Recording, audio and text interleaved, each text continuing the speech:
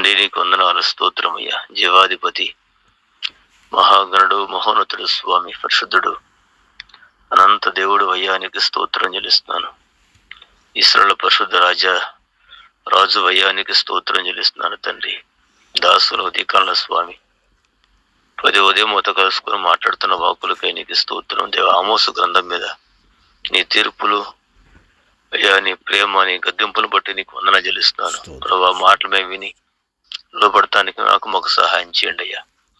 నీ అపారమైన ప్రేమ, దయ్యా, కనికరం బట్టి నీకు స్తోత్రం. నిన్న నేడు వేగరతిగా ఉంది ప్రభా నీ ప్రేమ, మారణ ప్రేమ ప్రభా. మేమందరం దాసులం కావాలా, సహాయం చేయండి ప్రభా. నీ కృపకై స్తోత్రం చెల్లిస్తున్నానయ్యా. దాసులు మీరు అభిషేకించండి. కూడి వచ్చిన పిల్లలందరిని పట్టుకొని నీకు వందన చెల్లిస్తున్నాను. మమ్మల్ని అందరం రాకడికి రాజ్యాన్ని సిద్ధపరిచి బలపరచమని, సహాయం చేయమని, ప్రతి ఆటంకం తొలగించి మహిమ పొందమని యేసునామమున అడుగుతున్నాం తండ్రి, ఆమేన్. ఆమేన్. ప్రార్థించిన పరిశుద్ధులు రాబర్టయ్య గారిని బట్టి దేవునికి మహిమ కలుగునుగాక. మంచిది దేవుని పిల్లరా, మన ప్రభు అయిన యేసయ్యకు మహిమ, ఘనత, ప్రభావములు కలుగునుగాక. ఆమేన్. మంచిది. మనందరం కూడా ఆమోసు పుస్తకాన్ని మనందరం కూడా ధ్యానం చేసుకుంటున్నాము. ఆమోసు పుస్తకంలో 7వ అధ్యాయము మనం మొదటి నుంచి 6 వచనాలు కంప్లీట్ చేసాము. అలాగే 7 నుంచి 9 వచనాల వరకు మనం ఆల్రెడీ చదువుకున్నాము. ఆ తర్వాత మనం ఈరోజు ఉదయకాలంలో 10వ వచనం నుండి 17 వచనాల వరకు పరిశుద్ధుడైన దేవుని సన్నిధిలో మనందరం కూడా నేర్చుకోవడానికి పరిశుద్ధాత్మ దేవుడు మనందరికీ సహాయం చేసి నడిపించునుగాక.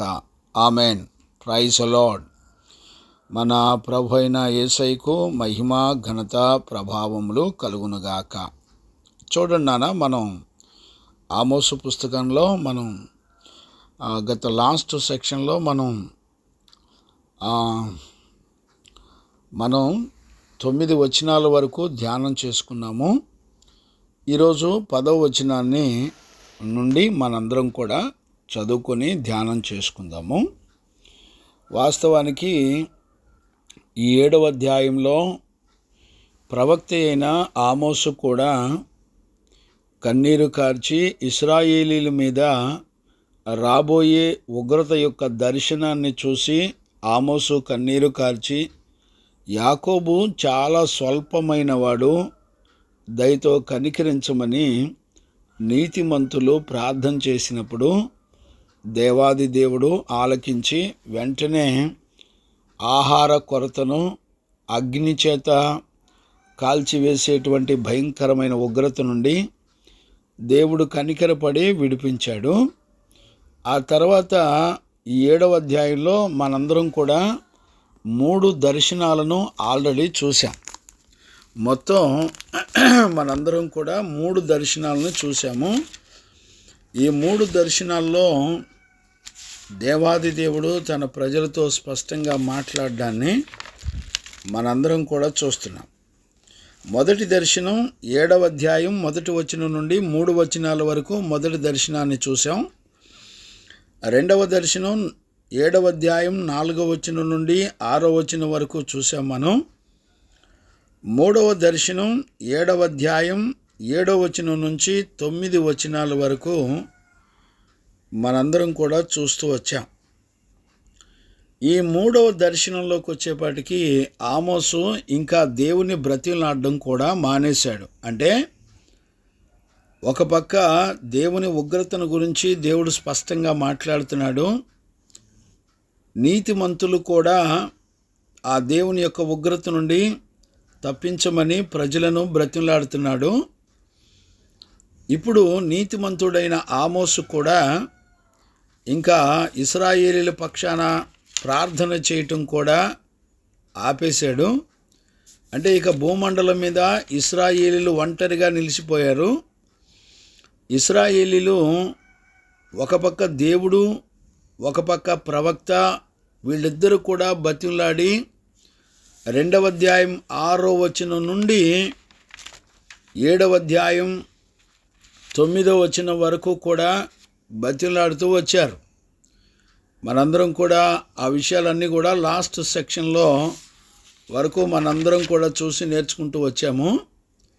ఈరోజు మనందరం కూడా ఈ 9వ వచనం నుండి 10వ వచనం నుండి మనందరం కూడా పరిశుద్ధ లేఖనాల్లో ఉన్నటువంటి విషయాన్ని ప్రభు దగ్గర నేర్చుకోవడానికి ప్రభు తన కృపను అనుగ్రహించి నడిపించునుగాక.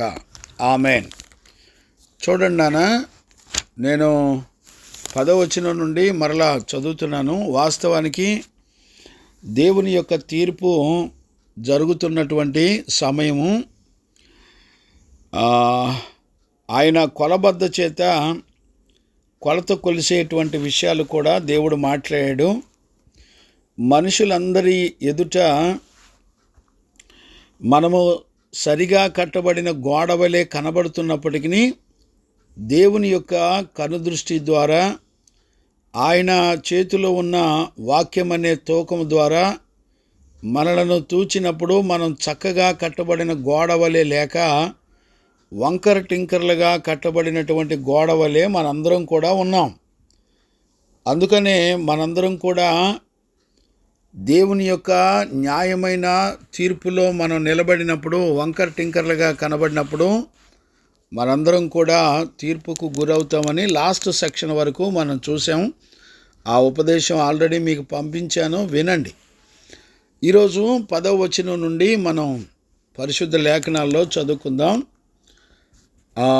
నేను చదువుతున్నాను, జాగ్రత్తగా వినండి. అప్పుడు బేతేలులోని యాజకుడైన అమజ్యా ఇశ్రాయేలు రాజైన యెరోబామునకు వర్తమానము పంపి, ఇశ్రాయేలీల మధ్య ఆమోసు నీ మీద కుట్ర చేయుచున్నాడు అనే మాటను మనందరం కూడా వింటున్నాం. ఈ రోజున అంత్య దినాల్లో ఈ రోజున జరుగుతున్న పరిస్థితులు కూడా అదే. చూడండి, ఈ ఆమోసు యొక్క ప్రవక్త బేతేలు దగ్గరనున్నటువంటి మందిరం దగ్గరికి వెళ్ళి దేవుని యొక్క ప్రవచనాన్ని ఆ ప్రాంత ప్రజలకందరికీ కూడా చెప్పడాన్ని మనం చూస్తున్నాం. ఈ సంగతులు బేతేలులో ఉన్నటువంటి ప్రధాన యాజకుడైన అమజ్యా చెవిలో పడింది.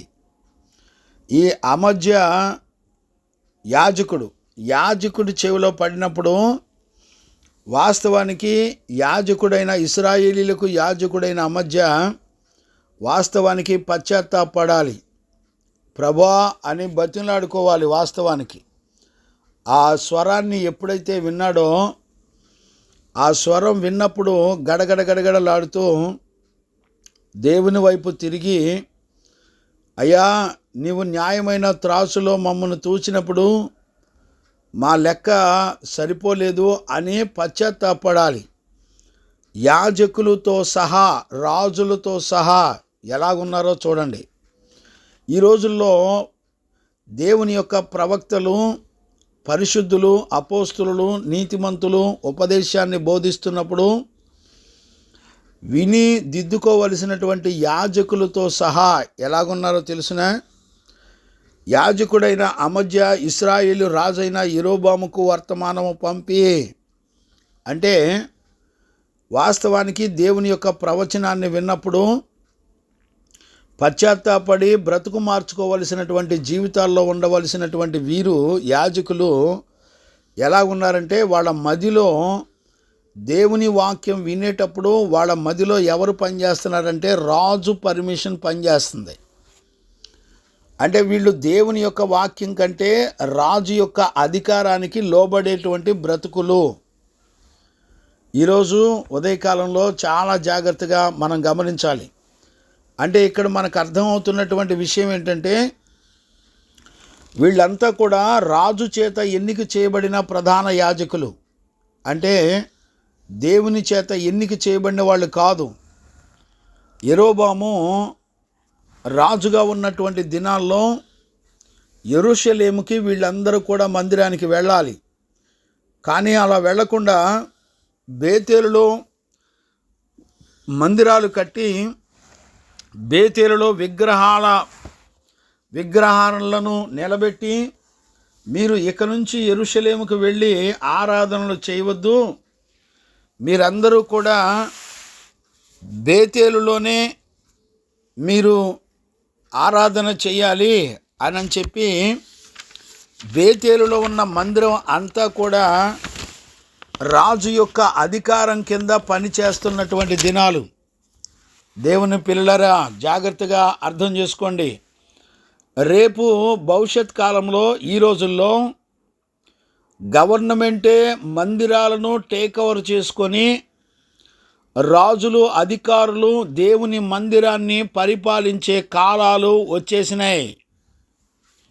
మీరు ఇప్పటికే ఆంధ్రప్రదేశ్లో వైఎస్ జగన్మోహన్ రెడ్డి, మీరు ఆల్రెడీ వింటున్నారు, ఆ పాస్టర్స్ అందరి లైసెన్సులు రిజిస్ట్రేషన్స్ అన్నీ కూడా గవర్నమెంట్కి సర్టిఫికేట్లు చూపించినప్పుడు 5,000 రూపాయలు జీతం ఇస్తానని ఆల్రెడీ వైఎస్ జగన్ మాట్లాడినటువంటి విషయాలు మీకు ఆల్రెడీ తెలుసు. ఈరోజు ఉదయకాలంలో దేవుని యొక్క వాక్యాన్ని వింటున్న దేవుని పిల్లరా, ఆ రోజుల్లో 8వ శతాబ్దంలోనే ఇశ్రాయేలు ప్రజలు వాళ్ళ యొక్క జీవితంలో మందిరాలను యాజకులు కాకుండా రాజులు యాజకులను మందిరాలను కట్టి మరి వాళ్ళ సొంత అధికారము చేత నడిపించబడుతున్నటువంటి దినాలు. యాక్చువల్గా అమధ్య ఇశ్రాయేలీల దేవుని యొక్క యాజకుడు, కానీ అతను నియమించింది ఎవరు అనంటే రాజులు నియమించారు, రాజుల చేత నియమించబడ్డారు. గమనించారా? ఇక్కడే ఆమోసు పుస్తకం 4వ అధ్యాయంలో 4వ వచనాన్ని నేను చదువుతున్నాను, చూడండి. 4వ అధ్యాయం 4వ వచనం. బేతేలునకు వచ్చి తిరుగుబాటు చేయడి, గిల్గాలునకు పోయి మరి ఎక్కువగా తిరుగుబాటు చేయడి, ప్రాతకాలమున బలులు తెచ్చి 3 దినములకు ఒకసారి దశమభాగములు తెచ్చి అర్పించుడి, పులిసిన పిండితో స్తోత్రార్పణ చేయుడి, స్వేచ్ఛార్పణల గూర్చి ప్రకటన చేయుడి. ఇశ్రాయేలులారా, ఇలాగు చేయుట మీకిష్టమై ఉన్నది, ఇదే ప్రభు అయిన యెహోవా వాక్కు. అంటే బేతేలునకు గిల్గాలునకు బెయేర్షెబాకు వెళ్ళి వీళ్ళు ఏం చేస్తారంటే బలులు నైవేద్యాలు అర్పిస్తున్నారు, కానీ వాళ్ళ స్తోత్రార్పణ అంతా కూడా పులిసిన పిండితో నిండిపోయింది. గమనించారా? అంతేకాకుండా వాళ్ళు ఏం చేస్తారు సార్, ప్రాతకాలమున 3 దినములకు ఒకసారి దశంభాగాలు ఇస్తున్నారట. ఇంకా కిందకెళ్తే పండగలు ఆచారాలు చూడండి. 5వ అధ్యాయము 5-6 వచనాలు కూడా చదువుకోవచ్చు. బేతేలును ఆశ్రయించకుడి, గిల్గాలులో ప్రవేశింపకుడి, బెయేర్షెబాకు వెళ్ళకుడి, గిల్గాలు అవశ్యముగా చెరపట్టబడిపోను, బేతేలు శూన్యమగును. యెహోవాను ఆశ్రయించుడి, అప్పుడు మీరు బ్రతుకుదురు. ఆ ఆశ్రయించిన ఎడల బేతేలులో ఎవరినో ఆర్పివేయ లేకుండా అగ్ని పడినట్లు ఆయన యోసేపు సంతతిని నాశనము చేయును. న్యాయమును అన్యాయముగా మార్చి నీతిని న్యాలన పడవేయువారులారా. ఈ కార్యాలన్నీ చేసేది ఎవరంటే ఇశ్రాయేలు ప్రజలు. గమనించారా? అన్యాయం చేస్తూ అక్రమం చేస్తూ ప్రజలను మోసం చేస్తూ వీళ్ళు మందిరాలకు వెళ్ళి ఆరాధనలు చేస్తున్నారు. వీళ్ళు మందిరాల మీద ఆధారపడుతున్నారు. రాజుల పుస్తకంలో 12వ అధ్యాయం 28 నుంచి మీరు చదువుకోండి, లేకపోతే నేను చదువుతాను చూడండి. మొదటి రాజుల పుస్తకం మీకు ఇవన్నీ చదివితేనే మంచిదని అనిపిస్తుంది. 12వ అధ్యాయం చూడండి నాన్న, 28 నుంచి నేను చదువుతాను చూడండి. ఆలోచన చేసి 2 బంగారపు దూడలను చేయించి జనులను పిలిచి యెరూషలేమునకు పోవుటకు మీకు బహు కష్టము. చూసారా? యెరూషలేము మందిరానికి వెళ్ళి దేవుని ఆరాధించటం అంట చాలా కష్టమైన పని అంట. ఎవరు చెప్తున్నారు? యెరోబాము రాజు చెప్తున్నాడు. మీరు అక్కడ దాకా వెళ్ళటం చాలా కష్టం, కానీ కష్టమైన పరిచర్య, కష్టమైన సేవ, కష్టమైన వాక్యానుసారమైన జీవితం మీరేం చేయొద్దు. కానీ రాజు చెప్తున్నాడు యాజకులకి, ప్రజలందరికీ, ఇదిగో మీరు చక్కగా నేను బంగారపు దూడను నిలబెట్టి నేను మందిరాలు కడతాను, మీరు ఇక్కడే ఆరాధన చేయండి, పులిసిన పిండితో ఆరాధన చేయండి, ఇక యెరూషలేముకి వెళ్ళవలసిన అవసరం లేదు, గిల్గాలులో, బేతేలులో, బెయేర్షెబాలో మీరు ఉండి ఆరాధనలు చేయొచ్చని 3 ప్రాంతాల్లో మంచి మంచి మందిరాలని కట్టి అక్కడ ఏం పెట్టారంటే దూడ విగ్రహాలను పెట్టారు. ఈ దూడ విగ్రహాలంటే ఎవరో తెలిసినా, ఈ రోజున మన ఫోటోలు, మన వీడియోలు, ఏమండి ఈ రోజున పావురాల బొమ్మలు, ఏమండి జంతువుల బొమ్మలు, పావురం వలె, పరిశుద్ధాత్ముడు పావురం వలె అని రాయబడి ఉంటే, ఈ రోజున పావుర బొమ్మలు వేసుకొని సంఘాలలో విగ్రహాల దూడను గమనించారా? ఆ రోజుల్లో దూడ బొమ్మలను పెట్టుకొని ఇశ్రాయేలు ప్రజల ఆరాధనలు చేస్తూ మేము పండుగలు చేస్తున్నాము, మేము దేవుని ఆరాధిస్తున్నాము అని చెప్పి వాళ్ళంతా కూడా ఆరాధించినట్లుగా మనందరం కూడా చూస్తున్నాం. దేవునికి మహిమ కలుగునుగాక. బిడ్డలారా, ఎలాంటి దినములంటే భయంకరమైనటువంటి దినములు. చూసారా, మీ పండుగలు నాకు అసహ్యమని దేవుడు ఎన్నోసార్లు గద్దించాడు. మీ పాటలు ప్రలాపములుగా మార్చేస్తాను అని దేవుడు చెప్పాడు. మీ నైవేద్యాలు, బలులు నాకు అసహ్యమైనవని దేవుడు చెప్తున్నాడు. విరిగి నలిగిన హృదయమే దేవునికి ఇష్టమైనది అని 5వ అధ్యాయంలో మనందరం కూడా చూడొచ్చు. ఆమోసు పుస్తకం 5వ అధ్యాయంలో 21 నుంచి మనం చదవచ్చు. మీ పండుగ దినములను నేను అసహ్యించుకొనుచున్నాను, వాటిని నీచముగా ఎంచుచున్నాను. మీ వ్రత దినములు కలుగు వాసన నేను ఆగ్రహించనలను, నాకు దహన బలును నైవేద్యమును అర్పించినను నేను వాటిని అంగీకరించును. సమాధాన బలులు మీరు అర్పించిన కొవ్విన పశువులను నేను చూడను. మీ పాటల ధ్వని నా యొద్ద నుండి తొలగనీయుడి. మీ స్వరమండలమును చూసారండి, నాదము వినుట నాకు మనసు లేదు. నీళ్లు పారునట్లు న్యాయమును జరగనీయుడి.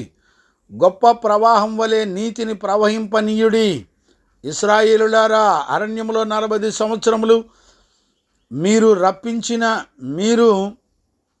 అర్పించిన బలులు నైవేద్యములు నాకే అర్పించితిరా. చూసారా, వీళ్ళంతా కూడా అరణ్యంలో 40 సంవత్సరాలు ఉన్నప్పుడు కూడా విగ్రహారాధన చేశారు. ఈ రోజున దేవుని మందిరాలలో మన ఫోనుల నిండా, మన ఫోనుల్లో భార్యల ఫోటోలు, పిల్లల ఫోటోలు, భర్తల ఫోటోలు, పాస్టర్స్ ఫోటోలు, ఏమండి చచ్చిపోయిన తల్లిదండ్రుల ఫోటోలు. భయం ఉందండి? దేవునికి భయపడే వాళ్ళు ఉన్నారా? మీ హృదయం నిండా దేవుని కంటే ఎక్కువగా ప్రేమించే ఆశలు, కోరికలు, ఇష్టాలు, ఇవన్నీ విగ్రహాలండి. చూసారా, బేతేలులో దూడ బొమ్మలను చేయించి యెరోబాము, చూసారా, అక్కడ మందిరాల్లో యాజకులను నియమించింది కూడా రాజులు. చూడండి, ఈ రోజున సువార్థికులనైనా, కాపరులైనా, బోధకులనైనా, ప్రవక్తలనైనా, ఎవరినైనా సిద్ధపరిచి పంపించాలంటే అపోస్తుల చేతి కింద నుండి పంపబడిన వారై ఉండాలి. అపోస్తుల దగ్గర ఉపదేశం విని ఎదిగి అపోస్తుల సాక్ష్యమును పొందిన వారై సువార్థికులుగాను, కాపరులుగాను, ప్రవక్తలుగాను, బోధకులుగాను పంపబడాలి.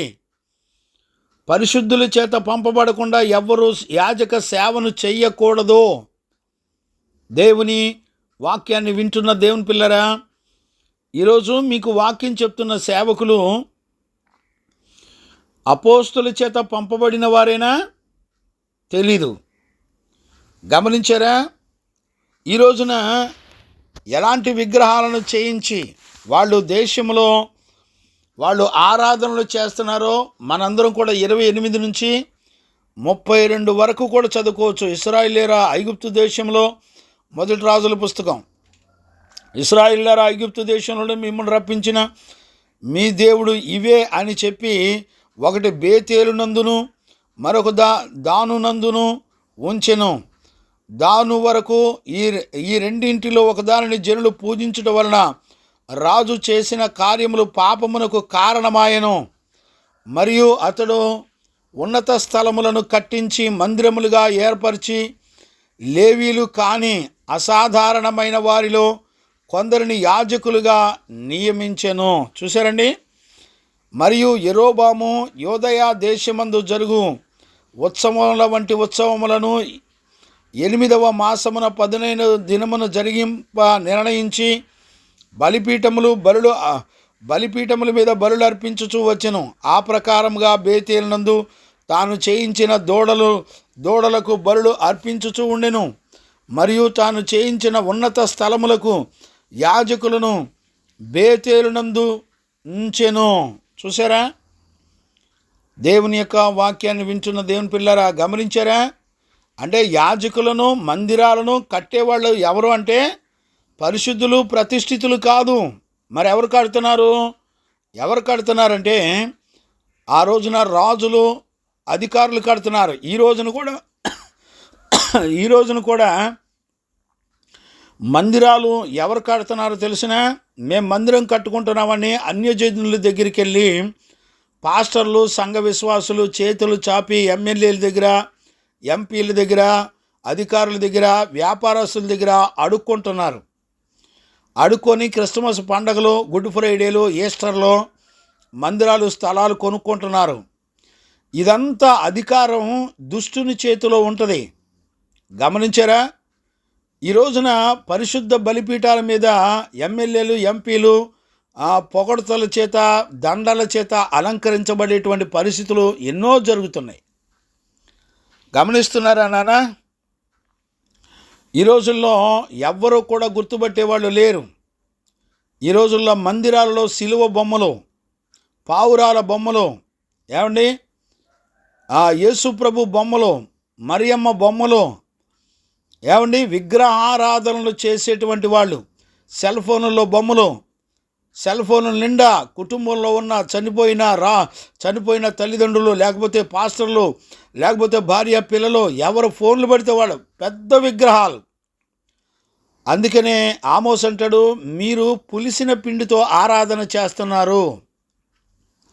నేను అడుగుతున్నాను ఒక దైవజనుడిగా, అమధ్య ప్రవక్త అయిన ఆమోసు మాట్లాడినప్పుడు గడగడ వణకవలసినటువంటి అమధ్య వెంటనే రాజును ఆధారం చేసుకొని బ్రతుకుతున్నారు గనక, రాజు చేత నియమించబడిన వాడు గనక వెంటనే రాజుకి వెంటనే కబురు పంపిస్తున్నాడు. అంటే రాజుల మీద ఆధారపడి సేవ చేసేవాళ్ళు, మనుషుల మీద ఆధారపడి సేవ చేసేవాళ్ళు, గమనించారా?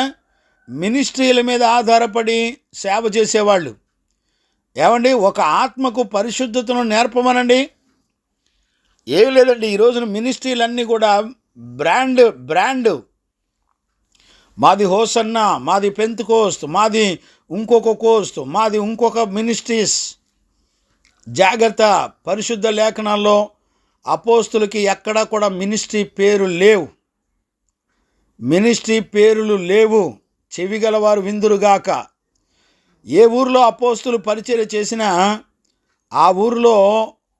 ఆ ఊరి పేరు చెప్పారు. గలతీ ఉంటే గలతీ సంఘం అన్నారు, ఎఫెసీ ఉంటే ఎఫెసీ సంఘం అన్నారు, కొలసీ ఉంటే కొలసీ సంఘం అన్నారు, హెబ్రీ ఉంటే హెబ్రీ సంఘం అన్నారు. ఇవన్నీ కూడా ఊర్ల పేర్లు. ఈ రోజున ఎక్కడా కూడా మినిస్ట్రీస్ పేర్లు లేవు. అపోస్తులకి దేవుడు బయలుపరచల మినిస్ట్రీ పేర్లు. మరి ఈ రోజునున్న పాస్టర్లు, సేవకులు, పెద్ద మినిస్ట్రీస్ వాళ్ళకి దేవుడు బయలుపరిచాడు మరి మినిస్ట్రీ పేర్లు. నాకు తెలియదండి. మరి ఏమండి, ఈ రోజుల్లో ఎలాంటి విగ్రహాల చేత వీళ్ళు ఆరాధనలు చేస్తున్నారో చూసారా? మనుషుల కట్టడల చేత వీళ్ళు మినిస్ట్రీ పేర్లు పెట్టుకొని ఆరాధనలు చేసేటువంటి వారుగా ఉన్నారు. చూడండి, మీకు యోహాను సువార్తలో 5వ అధ్యాయము 41 నుంచి నేను చదువుతాను చూడండి. నేను 41 నుంచి నేను 40 నుంచి చదువుతాను చూడండి. యోహాను సువార్త 5వ అధ్యాయం 40 నుండి నేను చదువుతున్నాను చూడండి. అయితే మీకు జీవము కలుగునట్లు మీరు నా యొద్దకు రానొల్లరు. నేను మనుషుల వలన మహిమ పొందువాడను కాను. నేను మిమ్మును ఎరుగుదును, దేవుని ప్రేమ మీలో లేదు. నేను నా తండ్రి నామమున వచ్చి ఉన్నాను, మీరు నన్ను అంగీకరింపరు. మరి ఒకడు తన నామమున వచ్చిన ఎడల వానిని అంగీకరించుదురు. చెవిగలవారు విందురుగాక. యేసు ప్రభు తండ్రి యొక్క నామాన్ని బట్టి వచ్చి లోకంలో సేవ చేస్తున్నాడు. తండ్రి యొక్క నామము అనగా పరిశుద్ధమైనది. అంటే పరిశుద్ధ జీవితాన్ని బట్టి ఆయన సేవ చేయడాన్ని మనం చూస్తున్నాం. మరి ఒకరు 43వ వచనం, నేను నా తండ్రి నామమున వచ్చి ఉన్నాను, మీరు నన్ను అంగీకరింపరు. అంటే ప్రజలు పరిశుద్ధతను నేర్పించేటువంటి దైవజనులను అంగీకరించరు.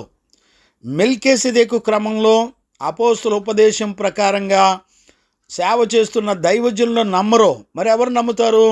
మినిస్ట్రీలను నమ్ముతారు.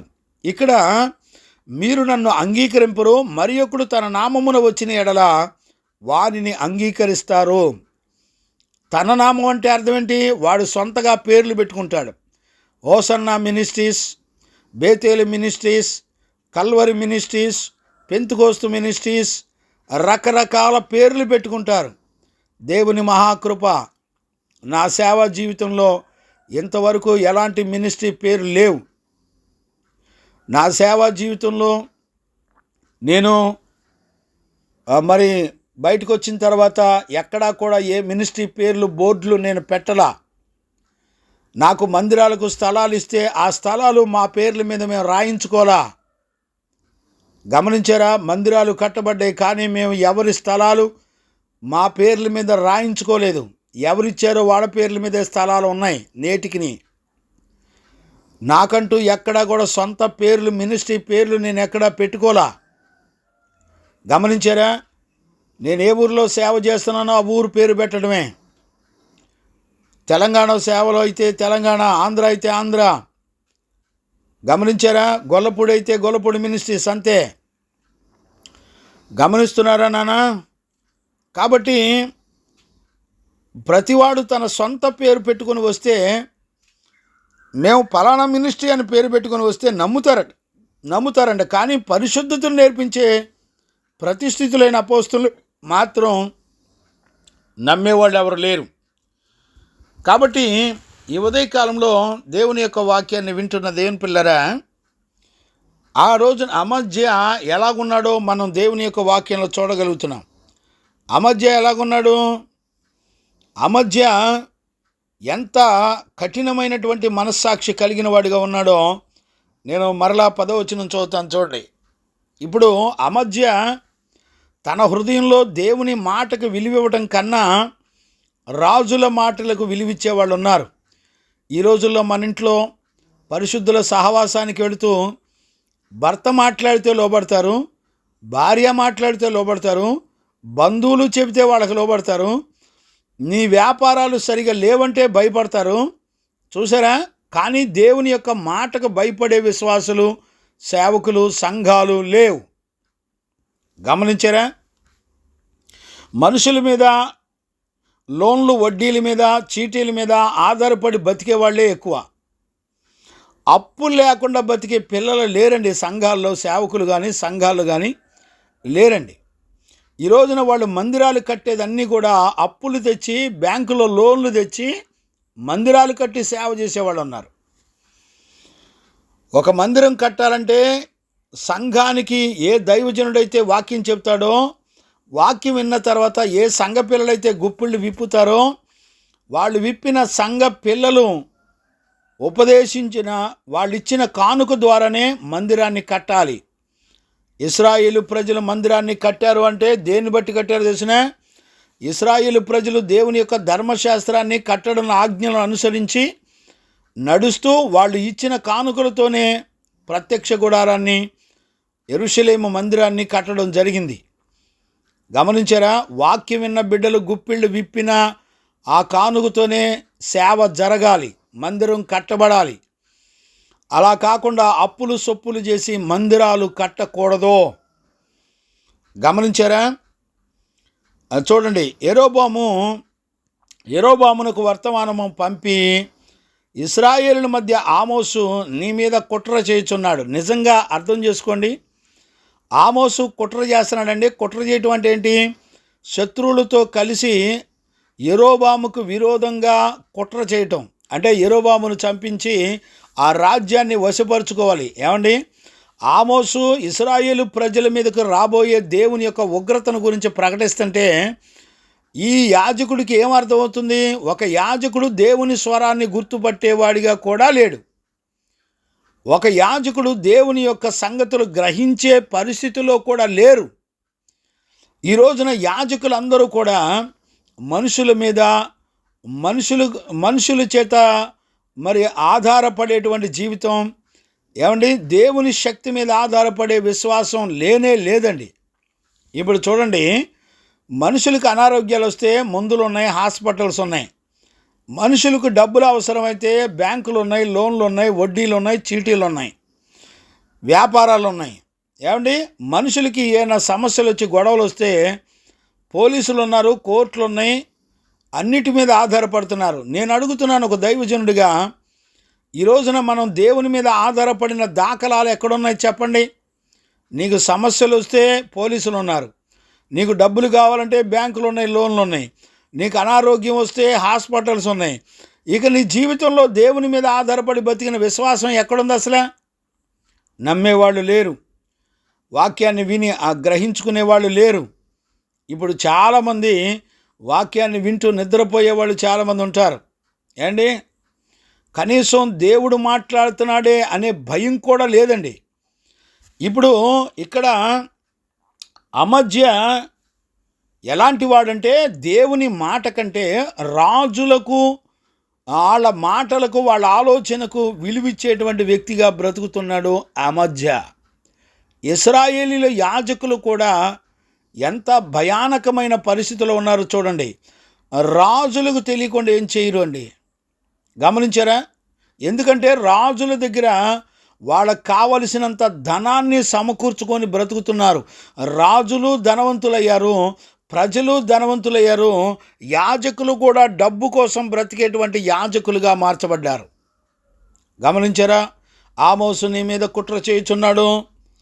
గమనించారా? 11వ వచనం ఏమని చెప్తున్నాడో చూడండి. ఏమని చెప్తున్నాడంటే, యెరోబాము ఖడ్గము చేత చచ్చుననియో, ఇశ్రాయేలులు తమ దేశమును విడిచి చెరలోనికి పోదురనియో ప్రకటించుచున్నాడు. అతని మాటలు దేశము సహింపజాలదు అని తెలియజేసెను. లేవండి, ఇంగ్లీష్లో ఏమనుందంటే ల్యాండ్ అని ఉందండి. అతని మాటలు భూమి, ప్రజలు ఎవరూ కూడా సహించలేరు అని రాయబడి ఉంది. గమనించారా? ఈరోజు ఉదయకాలంలో దేవుని వాక్యాన్ని వింటున్న దేవుని పిల్లరా, అమజ్య అతను ఆమోసు చెప్పింది చెప్పినట్టుగా చెప్పడల్లా కలిపి చెరిపి మాట్లాడుతున్నాడు. నెంబర్ 1 కుట్రలు చేస్తున్నాడు అంటున్నాడు. రెండవది యెరోబాము ఖడ్గము చేత చస్తున్నాడు అన్నాడు. ఏమండి, యెరోబాము ఇంటి మీదకి దేవుడు ఖడ్గమును తీసుకొస్తానని రాశాడు. నా ఖడ్గము యెరోబాము ఇంటి మీదకి వచ్చును అని చెప్పాడు. యెరోబాము మీదకి కత్తి వస్తుంది అన్నాడండి. చూసారా ఎంత మృదువుగా ఉందో? ఇదే కలిపి చెరిపేటువంటి దుర్బోధలు. ఈ రోజుల్లో కలిపి చెరిపేటువంటి దుర్బోధలు ఎంత మృదువుగా, స్మూత్గా ఉంటాయో గుర్తుపట్టే సామర్థ్యం ఈ రోజుల్లో సంఘాలకు, ప్రజలకు, సేవకులకు తెలియట్లేదండి. ఏమండి, మనుషుల చేత నియమించబడిన వాడు ఎప్పుడూ కూడా కలిపి చెరిపేస్తాడు వాక్యాన్ని. తీయటి మాటలు చెప్తారు. ఈ రోజున అంత్య దినములలో దొంగ అపోస్తులు అని కూడా రాయబడిన మాట మనం వినొచ్చు. దొంగ అపోస్తులు కాకుండా మరి అబద్ధపు క్రీస్తులు. చూసారా? మత్తయి సువార్త 27, 23 అధ్యాయాల్లో రాయబడి ఉంటాయి ఇవన్నీ కూడా. అబద్ధపు క్రీస్తులు, అబద్ధపు అపోస్తులు, అబద్ధపు ప్రవక్తలు, అబద్ధ బోధకులు రకరకాలుగా ఈ రోజుల్లో అంత్య దినాల్లో నడిపించబడతా ఉన్నారు. మరి ప్రతిష్ఠితులు ఎలాగుంటారో తెలుసుకున్న వాళ్ళు ఎవరున్నారండి? ఈ రోజుల్లో ఎవ్వరూ కూడా ఆలోచించే వాళ్ళు లేరు. గమనించారా? ఇప్పుడు యెరోబాము ఖడ్గము చేత చచ్చునని చెప్తున్నాడు. ఇది కొంత కరెక్ట్, కొంత కరెక్ట్ కాదు. యాక్చువల్గా యెరోబాము తన కుమారుడైన యెరోబాము కుమారుడు ఆ కత్తి చేత చంపబడ్డాడు. అది రాజుల పుస్తకంలో ఆల్రెడీ ఉంది. నేను లాస్ట్ సెక్షన్లో అవన్నీ కూడా చదివి వినిపించాను. మీరు చూసుకోండి, కావాలంటే చూడండి. 14వ అధ్యాయం 2వ రాజుల పుస్తకం 14:29, 2వ రాజుల పుస్తకం 15వ అధ్యాయం 8 నుంచి 10 వచనాలు, 2వ రాజుల పుస్తకం 17వ అధ్యాయం 6వ వచనం. ఇవన్నీ మీరు చదువుకోండి. గమనించారా? ఇంకా మనం చూస్తే ఆమోసు పుస్తకంలో 7-8 వచనాలు కూడా మనం చూడొచ్చు. ఆమోసు పుస్తకం 6వ అధ్యాయం 7-8 వచనాలు నేను చదువుతాను చూడండి. కాబట్టి చెరలోనికి ముందుగా పోవారితో కూడా వీరు చెరలోనికి పోదురు. చూడండి నాన్న, 6వ అధ్యాయము 7 వచనం నుండి మరలా నేను చదువుతాను చూడండి. కాబట్టి చెరలోనికి ముందుగా పోవారితో కూడా వీరు చెరలోనికి పోదురు. అప్పుడు సుఖాసక్తులు చేయు ఉత్సవ ధ్వని గతించును. అంటే సుఖాసక్తులు అంటే ఏంటి? పండగలు, ఉత్సవాలు చేసుకునే బ్యాచ్. నేను అడుగుతున్నాను దైవజనుడిగా, అపోస్తులు ఎక్కడన్నా క్రిస్మస్ పండగలు, గుడ్ ఫ్రైడేలు, ఈస్టర్లు, ఏమండి సంవత్సరికాలు ఎక్కడైనా చేశారండి బైబిల్లో? ఏమండి ఈ రోజున సంఘాల నిండా పెద్ద పెద్ద మినిస్ట్రీస్, మంచి పరిశుద్ధులను పేరు పెట్టుకున్న సంఘాల్లో కూడా ఎన్నో పండగల ఆచారాలు, సంవత్సరికాలు, జ్ఞాపకార్థ కూటాలు పెట్టేవాళ్ళు ఉన్నారు. నేను అడుగుతున్నాను, 12 మంది అపోస్తులు చనిపోయారు, వాళ్ళకి ఎవరికన్నా జ్ఞాపకార్థ కూటాలు పెట్టిన దాఖలాలు ఉన్నాయండి బైబిల్ చరిత్రలో? నమ్మేవాళ్ళు లేరు, చూసేవాళ్ళు లేరు. చూసారా?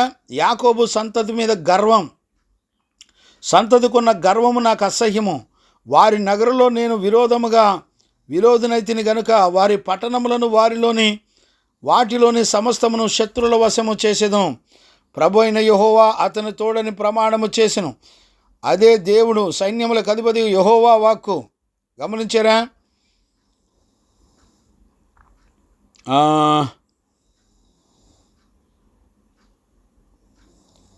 దేవునికి మహిమ కలుగునుగాక.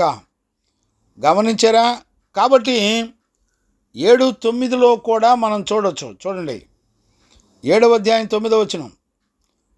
ఆమోసు పుస్తకం 7వ అధ్యాయం 9వ వచనం. ఇస్సాకు సంతతి వారు ఏర్పరిచిన ఉన్నత స్థలములు పాడైపోవును, ఇశ్రాయేలీయుల ప్రతిష్ఠిత స్థలము నాశనమగును. నేను ఖడ్గము చేత పట్టుకొని యెరోబాము ఇంటి వారి మీద పడుదును. చూసారండి, ప్రభు ఏం చెప్పాడు? మరి అమధ్య యెరోబాముకి ఏమని కబురు పంపించాడు? చూసారా ఎంత తేడా ఉందో? గమనించారా?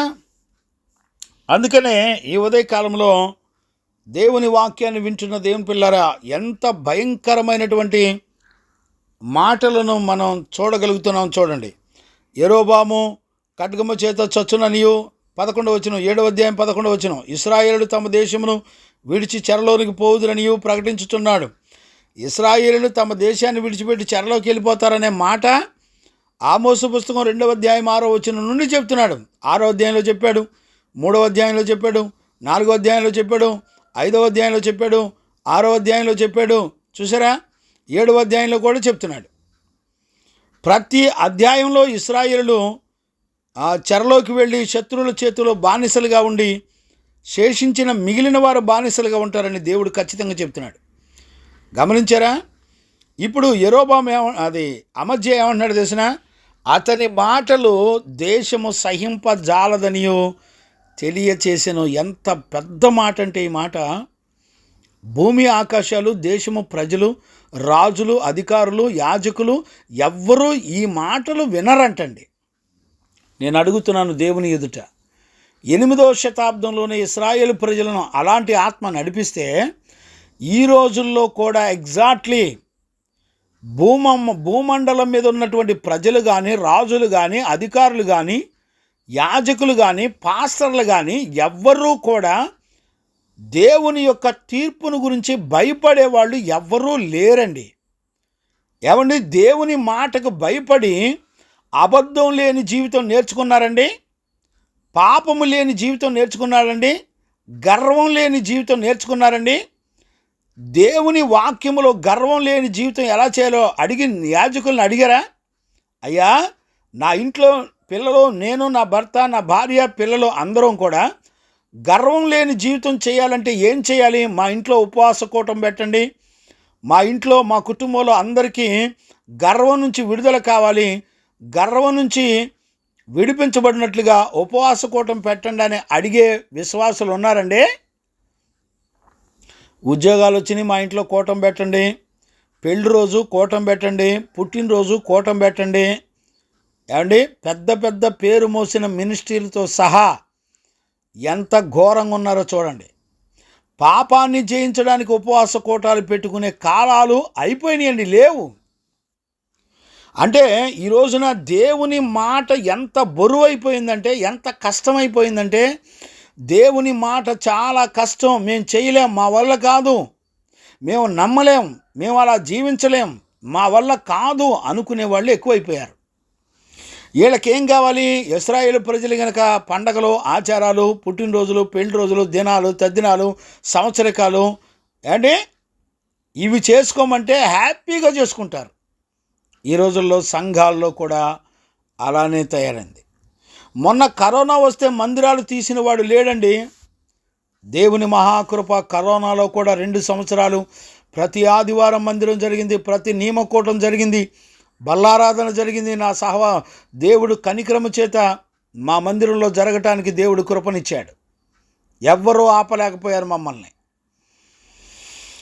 మేము కరోనాలో కూడా మా మందిరంలో కరోనా వచ్చిన పిల్లలు కూడా విశ్వాసం ద్వారా ఒక్క ట్యాబ్లెట్ లేకుండా దైవిక స్వస్థత పొందిన పిల్లలు ఉన్నారు. నాకు కూడా కరోనా వచ్చింది, నేను కూడా ఒక ట్యాబ్లెట్ లేకుండా బ్రతికిన దినాలు ఉన్నాయి నా బ్రతుకులో. గమనించారండి? దేవుడు మాత్రమే, ఆయన పొందిన గాయముల వలన మాకు స్వస్థత. ఆయన మాట ఇచ్చి తప్పే దేవుడు కాదు. ఏమండి, నేను అడుగుతున్నాను, ఆమోసు ఎక్కడా కూడా భయపడలా. బేతేలులో ప్రకటించాడు.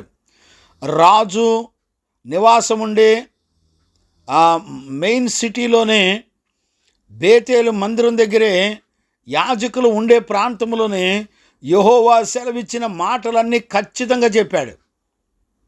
గమనించారా? ఎక్కడా కూడా భయపడలేదు. అంటే ఆమోసు తన హృదయంలో ఎలాంటి కల్మషం లేని యథార్థపరుడు, దేవుని వాక్యాన్ని ఉన్నట్టుగా చెప్పేటువంటి నీతిమంతుడైనటువంటి ప్రవక్త. యథార్థ హృదయం కలిగిన వాళ్ళు ప్రపంచంలో ఎలాంటి పరిస్థితులకి బెదిరేటువంటి వాళ్ళు కాదు. ఈ రోజున నువ్వు బెదిరిపోతున్నావంటే, భయపడుతున్నావంటే నీలో దేవుని వాక్యాన్ని నమ్మే యథార్థమైన జీవితం, పరిశుద్ధ జీవితం, ధైర్యం, విశ్వాసం లేదు అని అర్థం. ఈరోజు ఉదయకాలంలో వాక్యం వింటున్న దేవుని పిల్లరా, ఒక దైవజనుడిగా నేను మిమ్మల్ని అందరినీ కూడా బతిలాడుకుంటున్నాను. ఏమండి, చాలామంది జీవితాల్లో దేవుని యొక్క అభిషేకం కోరుకుంటున్నారు, పిరికి ఆత్మ కలిగి సంఘంలో భయపడుతున్నారు. ఏమండి, ఎవరేమనుకుంటారో, భర్త ఏమనుకుంటాడో, బిడ్డలు ఏమనుకుంటారో, అప్పులోడు వస్తే ఏం చెప్పాలో. ఏమండి, దేవుడిచ్చిన అభిషేకం ఎలాంటి పిరికితన ఆత్మ చేత నడిపించేది కాదు. గమనించారా? ఆమోసు యథార్థపరుడు. ఆమోసు తన హృదయాంతరంగంలో నీతిమంతుడు దేవుని మాటను ఉన్నట్టుగా చెబుతాడు, కలిపి చెరపడం. అర్థమైందండి? కాబట్టి ఒక్కొక్క మాటను కూడా నేను చాలా విషయాలు చదవాలి, చెప్పాలి, కానీ నాకు సమయం లేక నేను ముందుకు వెళుతున్నాను. దయచేసి అర్థం చేసుకోండి. ఇర్మియా పుస్తకం 28, 10, 11 కూడా చదువుకోండి. మత్తయి సువార్త 26, 61 కూడా చదువుకోండి. అపోస్తుల కార్యాలు 6, 14 కూడా చదువుకోండి. చాలా ఉన్నాయండి. కాబట్టి ఈ రిఫరెన్స్లన్నీ చదువుకోండి. నేను చదవడానికి అన్నీ చదివి చెప్పడానికి నాకు సమయం సరిపోదు. చూడండి 12వ వచనం చదువుతున్నాను. చూడండి, ఆమోసు పుస్తకం 12వ వచనం చదువుతున్నాను. మరియు అమజ్య ఆమోసుతో ఇట్లా నేను చూసారా, ఇప్పుడు యెరోబాము దగ్గర నుంచి వార్నింగ్ ఎవరికి రావాలి? ఆమోసుకు రావాలి. వార్నింగ్ ఇవ్వాలంటే రాజు ఇవ్వాలి వాస్తవంగా. కానీ అమజ్యాకున్నటువంటి అధికారాన్ని ఆమోసు మీద చూపిస్తున్నాడు. చూడండి, ఒక రాజు అధికారం కింద ఉన్నటువంటి యాజకుడు ప్రవక్త అయిన ఆమోసును ఎదిరిస్తున్నాడండి. దేవుని మాటకు విరోధిగా లేచి నిలబడ్డాడు. ఎవరు? అమజ్య. 12వ వచనం చదువుతున్నాను చూడండి. ఆమోసు పుస్తకం 7వ అధ్యాయం 12వ వచనం. మరియు అమజ్య ఆమోసుతో ఇట్లనెను, దీర్ఘదర్శి, తప్పించుకొని యూదా దేశమునకు పారిపోము, అచ్చటనే భత్యము సంపాదించుకొని అచ్చటనే నీ వార్త ప్రకటించుము. వింటున్నారా? అంటే అమజ్య ఆమోసుని ఎంత హీనపరుస్తున్నాడో చూడండి, బెదిరిస్తున్నాడు. గమనించారా? అంటే తన అధికారాన్ని బలాన్ని ఉపయోగిస్తున్నాడు. అంటే ఇప్పుడు అమజ్యకున్న ధైర్యం ఏంటంటే, మా రాజు ఉన్నాడు, యాజకుడినైనా నేనున్నాను, మా మీద ఇంకా సుపీరియర్ ఎవరు లేరు. ప్రజల మీద, రాజుల మీద, యాజకుల మీద సమస్త అధికారం అంతా కూడా మాదే. ఇక ఎవ్వడూ మా మీద సుపీరియర్ లేరు, మాకెవడు చెప్పనక్కర్లేదు అనే గర్వంతో అమజ్య మరి ప్రవక్త అయిన దేవుని మాటను ఉన్నది ఉన్నట్టుగా చెప్పేటువంటి ప్రవక్తను తిరుగుబాటు చేస్తూ, ప్రవక్తను బెదిరిస్తూ, గద్దిస్తూ మాట్లాడుతున్నాడు అమజ్య. అంటే అమజ్య తనకున్న అధికారాన్ని, బలాన్ని, తెలివిని, జ్ఞానాన్ని ఉపయోగించి ప్రవక్తను బెదిరిస్తున్నాడు. నేను అంటున్నాను, ప్రవక్తను కాదండి బెదిరించేది, దేవాది దేవుని మీదే తిరుగుబాటు చేస్తున్నాడు అమజ్య. అమజ్య దేవుని మాటను లక్ష్యం ఉంచటల్లా, దేవుని మాటకు భయపడతల్లా. దైవజనుడే దేవుని మాటకు భయపడకపోతే సంఘం ఎక్కడి నుంచి భయపడిద్దండి? సంఘం ఎక్కడ దేవుని మాటకు లోబడగలుగుతుంది? ఈ రోజున యాజకులే అలాగుంటే అమజ్య ఎలాగున్నాడు చూసారా? ఓ ఈ దీర్ఘదర్శి, ఈ మాట చాలా మంచి మాట. దీర్ఘదర్శి అన్న ప్రవక్త అన్న ఒకటే. దీర్ఘదర్శి అనంటే దేవుని ప్రత్యక్షతను కనులారా చూచేటువంటి వాడు అని అర్థం. అంటే దేవుని యొక్క దర్శనాన్ని కనులారా వాడే దీర్ఘదర్శి అని అంటారు. దీర్ఘదర్శి అన్న ప్రవక్త అన్న దేవుని యొక్క దర్శనాన్ని, ఆయన మాటని చూచి వినేటువంటి పరిశుద్ధులు వాళ్ళు.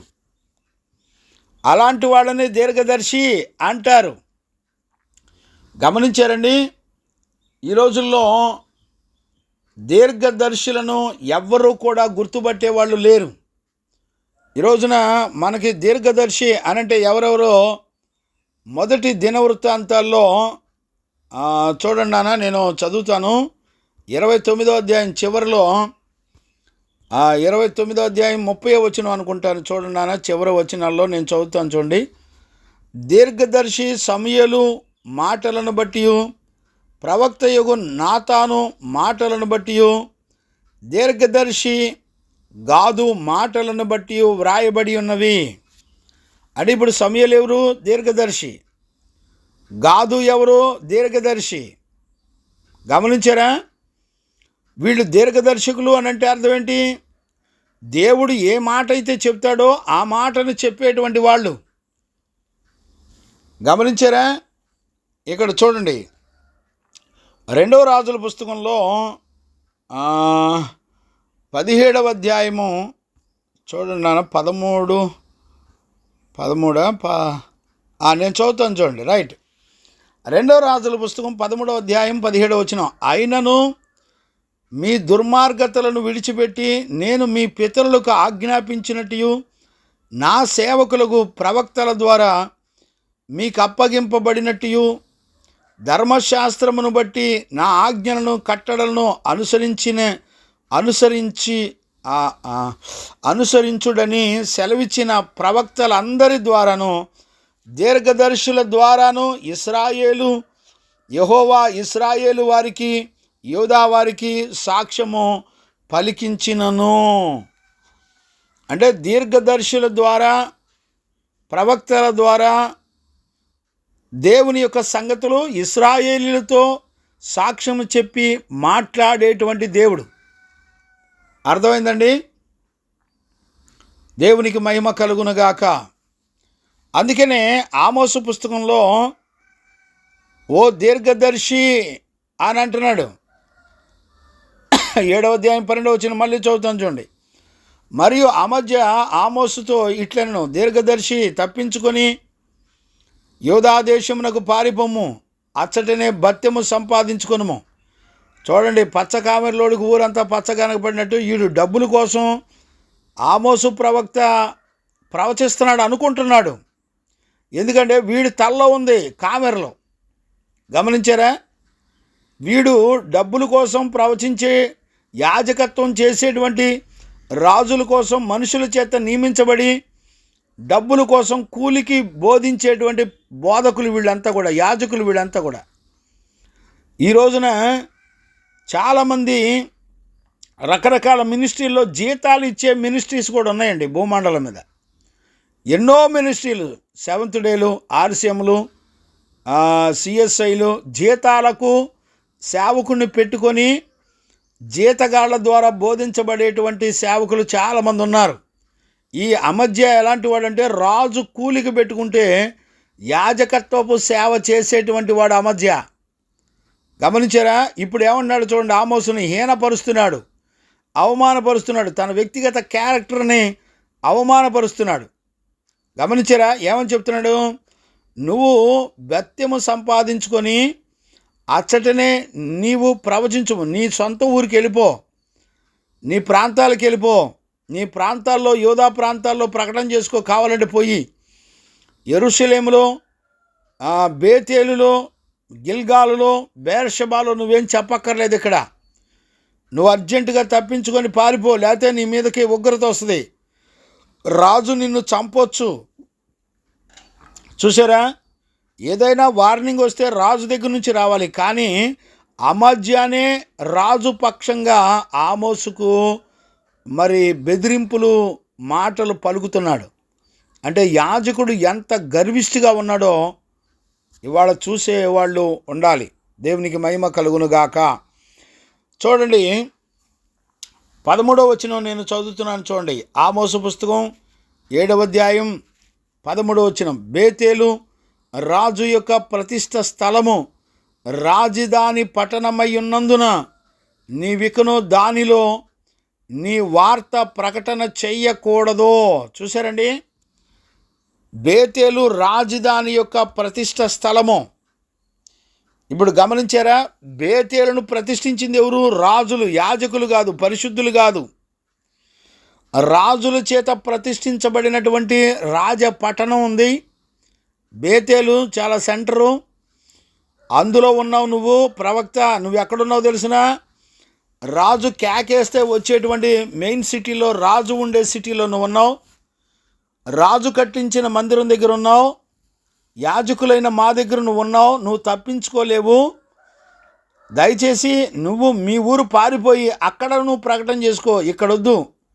నీ జానడ పొట్టకి కావాలంటే బత్తెమ్మ కొరకు, డబ్బుల కొరకు నువ్వు ప్రవచిస్తున్నావు అని ఆమోసు ప్రవక్తని అంటున్నటువంటి మాటలు మనం వినొచ్చు.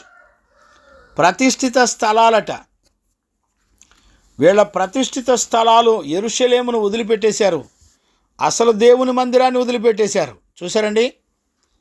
ఈ రోజుల్లో దేవుని యొక్క వాక్యాన్ని వింటున్న దేవుని పిల్లరా, చాలా జాగ్రత్తగా ఈ విషయాలు గ్రహించాలని దైవజనుడిగా నేను మిమ్మల్ని బతిలాడుతున్నాను.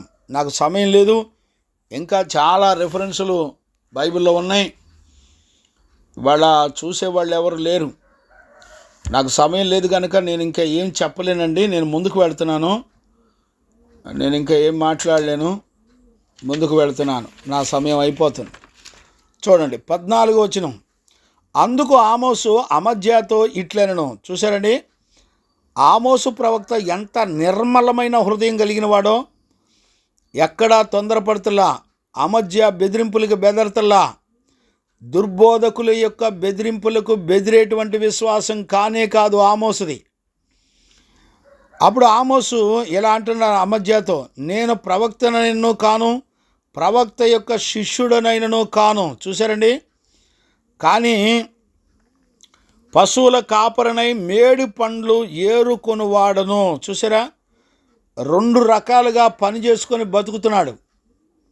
ఏమండి, 2 చేతులతో నిండుగా పని చేసుకొని బతికేవాడు ఆమోసు, యథార్థపరుడు. గమనించారా, ఆమోసు ఒకటి పశువులను కాసుకునేవాడు, రెండవది మేడి పండ్ల తోటకెళ్ళి ఆ ఫ్రూట్స్ తెచ్చుకొని అమ్ముకొని కష్టపడి బతికేటువంటి వాడు. గమనించారా, నేను కష్టపడి పని చేసుకొని బతికేవాడిని. చూడండి, దేవుడు కష్టపడి పని చేసేవాడికే సేవా బాధ్యతలు అప్పగిస్తాడు. సోమరితనంగా తిని పడుకునేవాడికి సేవా పరిచర్యలు అప్పగించడం. కష్టపడి పని చేసేవాడికే దేవుని పరిచర్యను పిలిచి అప్పగించేటువంటి దేవుడు ఆయన. గమనించారా, ఇప్పుడు ఆమోసు ఎక్కడా కోప్పడతలా, నువ్వు బత్యానికి కూలికి ప్రవచిస్తున్నావని అడిగినప్పటికీ కూడా ఆమోసు ఎక్కడా దానికి ఫీల్ అవ్వలా.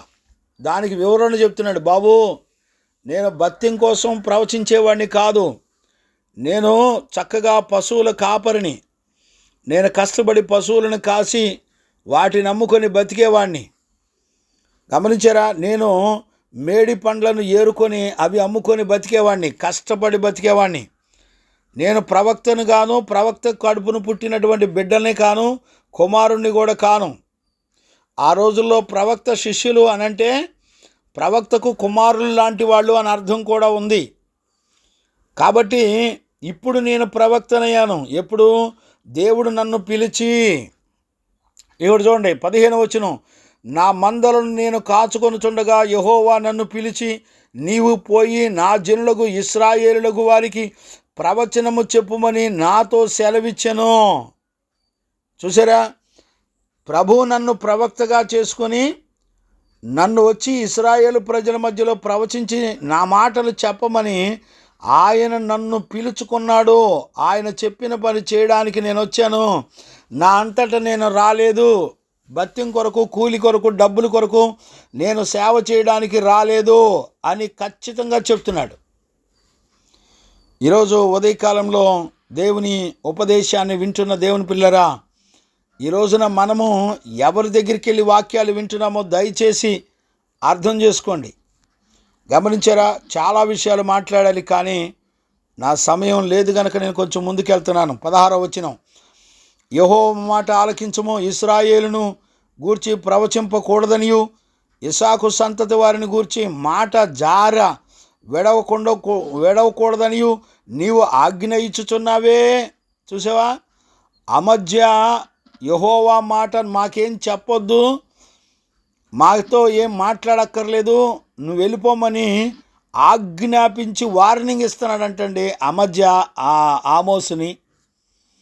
మళ్ళా 16వ వచనం చదువుతున్నాం చూడండి, యెహోవా మాట ఆలకించుము, ఇశ్రాయేలును గూర్చి ప్రవచింపకూడదనియు ఇస్సాకు సంతతి వారిని గూర్చి మాట జార విడవకూడదనియు నీవు ఆజ్ఞ ఇచ్చుచున్నావే. ఇప్పుడు చూడండి 17వ వచనం, యెహోవా సెలవిచ్చినదేమనగా,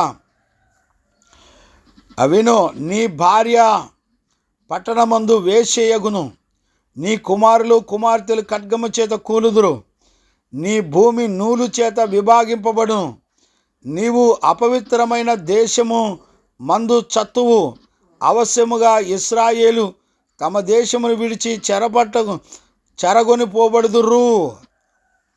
చూసారండి, ప్రవక్త దగ్గర నుంచి దేవుని యొక్క తీర్పు ఆమోసు మీదకు దిగొచ్చింది. బిడ్డలారా, నీతిమంతులైన దైవజనులు జోలికొచ్చి వారిని తక్కువ చేసి మాట్లాడినా, వాళ్ళ విషయంలో ప్రతిష్ఠితులైన వారి విషయంలో మన ఇష్టానుసారంగా మాట్లాడితే దేవుడు ఊరుకోడు. వెంటనే ఇప్పుడు చూడండి, అమజ్యాకున్నటువంటి గర్వానికి కారణమైనటువంటి పరిస్థితులు ఏంటో తెలిసినా? అమజ్యాకున్నటువంటి గర్వానికి కారణం ఆయన భార్య, ఆయన పిల్లలు, తనకున్న ఆస్తి, తనకున్న భూమి, తనకున్న రాజులు, తనకున్న అధికారం. చూసారా? ఇవన్నీ వీటి మీద ఆధారపడి సేవ చేసే పాస్టర్లకి దేవుని యొక్క ఉగ్రత వచ్చి పడిపోద్ది. గమనించారా? దేని మీద ఆధారపడి, దేని గర్వంతో వాళ్ళు మాట్లాడుతున్నారో, ఆమోసు ప్రవక్తని గద్దించి మాట్లాడుతున్నారో, వాళ్ళ గర్వానికి ఆధారమైనటువంటి వాటన్నిటిని కూడా దేవుడు తన కోపాగ్నిని కుమ్మరిస్తున్నాడు. నీ భార్య నీ పట్టణమందు వేశ్యలు అవుతారంటే అర్థం ఏంటి తెలిసిన? శత్రువులు వచ్చి బేతేలు మందిరంలో ఉన్నటువంటి, దేవుని మందిరంలో ఉన్నటువంటి యాజకులు వాళ్ళ పిల్లలందరినీ చంపేసి వాళ్ళ భార్యలను ఉంచుకొని వ్యభిచారులుగా మార్చుకొని ఒక వేశ్యలుగా మార్చేస్తారు వాళ్ళు. గమనించారా? దుర్మార్గపు పట్టణంలో ఈ యాజకుడు చచ్చిపోతాడు. గమనించారా? అపవిత్రమైన దేశంలో వారు చచ్చిపోతారు అని దేవుడు మాట్లాడుతూ వచ్చాడు. ఎలాంటి ఉగ్రత వచ్చి మీద పడుతుందో చూసారా? దుర్బోధకుల మీద. ఈ రోజున పాస్టర్లు టక్కులు, టైలు, పిల్లిగడ్డాలు, ఫ్రెంచ్ గడ్డాలు, ఏమండి వాళ్ళ ఇళ్ళు గ్రానైట్ రాళ్ళు, ఏమండి వాళ్ళ భార్యలు, పిల్లలు, ఏమండి టిఫిన్ చేయడానికి అమెరికా వెళ్ళే వాళ్ళు కూడా ఉన్నారండి పాస్టర్లో. ఏమండి డబ్బు విస్తరించిపోయింది. దశంభాగాలు ఇస్తేనే విస్తరించిపోతుంది. ఆ రోజున ఆదిమ అపోస్తులు మరి వాళ్ళు ప్రకటించినప్పుడు వాళ్ళకి ఇవ్వబడిన అదేంటో తెలిసిన? వాళ్ళు ఇళ్ళు వాకిళ్ళు కూడా అమ్మిచ్చేసారండి ఆ రోజున అపోస్తులకి. అపోస్తులు సంఘంలో ఉన్న పేదవాళ్ళందరికీ పంచిపెట్టేశారండి. ఏమండి ఈ రోజున సంఘంలో పేదవాళ్ళని పట్టించుకునే వాళ్ళు ఉన్నారండి? గమనించే వాళ్ళు ఉన్నారా? చూసేవాళ్ళు ఉన్నారా? ఈ రోజున దేవుడు మమ్మల్ని దీవించాడంటే ఆస్తుల్లో, కారుల్లో, బిల్డింగుల్లో, గ్రానైట్ రాళ్ళలో, టేకు తలుపుల్లో చూపించే వాళ్ళు ఉన్నారండి. కానీ పేదలను ఆదరించే వాళ్ళు ఎవరు లేరు. కాబట్టి ఉదయకాలంలో దైవజనుడిగా, ఒక తండ్రిగా మిమ్మల్ని అందరినీ కూడా బతిలాడుతున్నాను. దయచేసి ఆ రోజున ఇశ్రాయేలు ప్రజల్లో జరుగుతున్న విషయాలే ఈ రోజున సేవల్లో, సంఘాల్లో జరుగుతున్నాయి. దయచేసి నా సమయం అయిపోయింది, క్షమించండి, కొంచెం సమయం పెరిగింది. దయచేసి ఈరోజు ఉదయకాలంలో వాక్యం వింటున్న దేవుని పిల్లరా, 8వ శతాబ్దంలో ఆమోసులో ఇశ్రాయేలు ప్రజల్లో జరిగినటువంటి విషయాలే నేటి దినాల్లో కూడా అంత్య దినాల్లో జరుగుతున్నాయి. కాబట్టి మనందరం భయపడి దేవుని ప్రవక్త విషయంలో, ప్రవచించేటువంటి వారి విషయంలో మనం దైవ భయము కలిగిన వారిగా బ్రతకడానికి పరిశుద్ధాత్మ దేవుడు మనందరికీ సహాయం చేసి నడిపించునుగాక. ఆమెన్. ప్రార్థన చేసుకుందాం. ప్రార్థన. మహాపరిశుద్ధుడైన మా కన్నతండ్రి, నీకు స్తోత్రాలు చెల్లిస్తున్నాను నాయన. ఈరోజు ఉదయకాలంలో నీ సత్య వాక్యములో నుండి నీ బిడ్డలతో, నాతో మీరు మాట్లాడినందుకు స్తోత్రాలు. 8వ శతాబ్దంలో ఇశ్రాయేలు ప్రజలు ఎంత క్రూరంగా ఉన్నారో, ఈ రోజున అంత్య దినాల్లో మా బ్రతుకుల్లో కూడా మేము అలానే ఉన్నామనే సత్యాన్ని లేఖనములలోంచి మాతో తేటగా మాట్లాడి మాకు దైవ భయమును కలగచేసి పరిశుద్ధుల యొక్క ప్రవచనములను, వారి మాటలకు లోబడి గడగడలాడుతూ భయపడడానికి కావలసిన కృపనిచ్చి మమ్మల్ని అందరి నీతిమంతులుగా మార్చి నీ రాజ్యం కొరకై మమ్మల్ని అందరినీ సిద్ధపరిచినందుకు స్తోత్రాలు చెల్లిస్తూ యేసయ్య నిన్ను అడిగి పొంది ఉన్నావు తండ్రి. ఆమెన్. ప్రార్థన ఆలకించి అడిగినవన్నీ విశ్వాసము ద్వారా పొందుకొని లోకమును, పాపమును, శరీర కార్యములను జయించే కృపనిచ్చి నడిపించిన యేసయ్యకు స్తోత్రము చేయదమో. స్తోత్రం, స్తోత్రం, స్తోత్రం, స్తోత్రం. తండ్రి, కుమార, పరిశుద్ధాత్మ దేవునికి స్తోత్రము చేయదమో. స్తోత్రం, స్తోత్రం, స్తోత్రం, స్తోత్రం, స్తోత్రం, స్తోత్రం. ఆమెన్.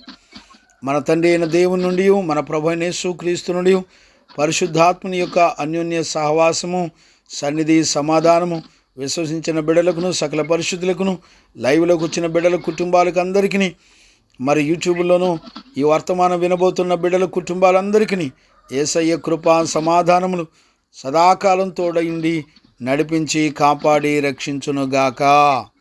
ఆమెన్. ఆమెన్.